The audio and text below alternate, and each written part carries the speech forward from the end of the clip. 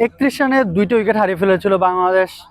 যে উইকেট ছিল গত কয়েকদিনের আলোচনা যদি শুনে থাকেন বা দেখে থাকেন তাহলে জানবেন যে এখানে মিরপুরের শেরেবাংলা স্টেডিয়ামে বাংলাদেশ পাকিস্তানের প্রথম টেস্টে যেই উইকেট, সেইটা বোলারদের অনেকখানি হেল্প করার কথা। উইকেটে ঘাস ছিল, তো সেটা আসলে করছিল, কিন্তু সেখান থেকে বাংলাদেশকে মূলত উদ্ধার করেছেন একজন, নাজমুল হোসেন শান্ত। দুর্দান্ত ব্যাটিং করেছেন, শুরু থেকেই তিনি চালিয়ে খেলেছেন, বাউন্ডারি মেরেছেন, পুল করেছেন, ড্রাইভ করেছেন, কাভার দিয়ে খেলেছেন। যেভাবে বল এসেছে তিনি সেভাবেই খেলেছেন। প্রয়োজনের সময় ঠিকঠাক ডিফেন্সটাও করেছেন।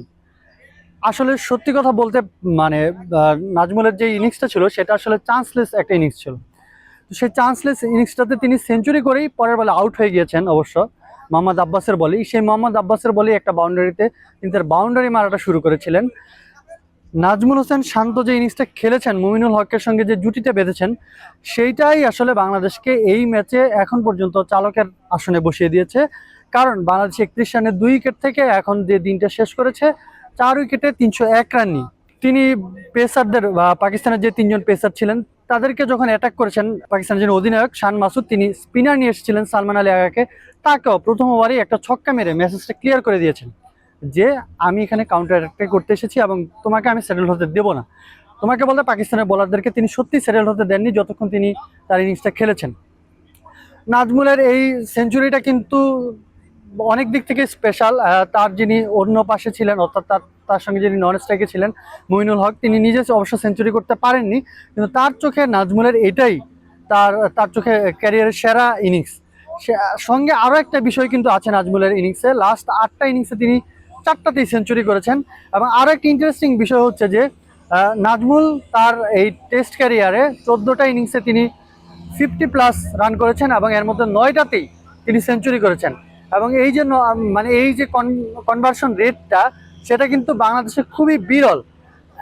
এই এখন পর্যন্ত নাজমুলের যেই ক্যারিয়ারের যেই গ্রোথ বা তিনি যেই 50 থেকে সেঞ্চুরিতে রূপান্তর করার যে তার যে একটা ধারা, সেই জিনিসটাকেই মুমিনুল হক কিন্তু একটা বড় কথা বলেছেন আজ তাকে নিয়ে, যে এই যে নাজমুল যেই শুরুটা করে দিয়ে গেছেন, সেই শুরুটা আসলে বাংলাদেশের জন্য, বাংলাদেশের ভবিষ্যতে যারা আসবেন তাদের জন্য একরকম উদাহরণ হবে। কারণ এর আগের যে প্রজন্মটা ছিল তাদের যেই কনভার্সন রেটটা বা তাদের যে টেস্ট ব্যাটিংটা ছিল, সেই টেস্ট ব্যাটিং থেকে এখন যে নাজমুল যে টেস্ট ব্যাটিংটা করছেন বা তার যেই মানে স্ট্যাট, সেই স্ট্যাটটা পরের প্রজন্ম যারা আসবে তারা যদি ভাঙতে যান, তার মানে তাদের আরও বড় কিছু করতে হবে, আরও বড় কিছু স্বপ্ন দেখেই তারা আসবেন।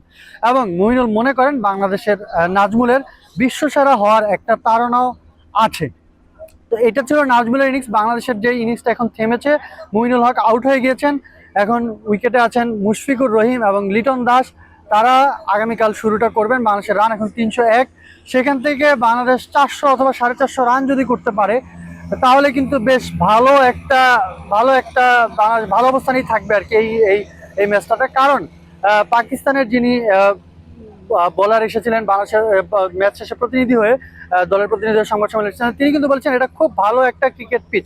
অর্থাৎ ব্যাটসম্যানরা যেমন ভালো করেছেন, চাইলে কিন্তু বোলারদেরও ভালো করার সুযোগ এখানে আছে। তো বাংলাদেশের যে পেস বোলিং লাইন আপ, এবাদত হোসেন, তাসকিন আহমেদ এবং নাহিদ রানা, প্লাস তাইজুল ইসলাম এবং মেহেদী হাসান মিরাজ আছেন, তারা যদি তাদের সামর্থ্য অনুযায়ী খেলতে পারেন সেটা কিন্তু পাকিস্তানের জন্য বেশ বড় একটা ধাক্কাই হবে। এই জন্য বাংলাদেশের আগামীকাল সকালটা বেশ গুরুত্বপূর্ণ মনে করছেন মুমিনুল হক।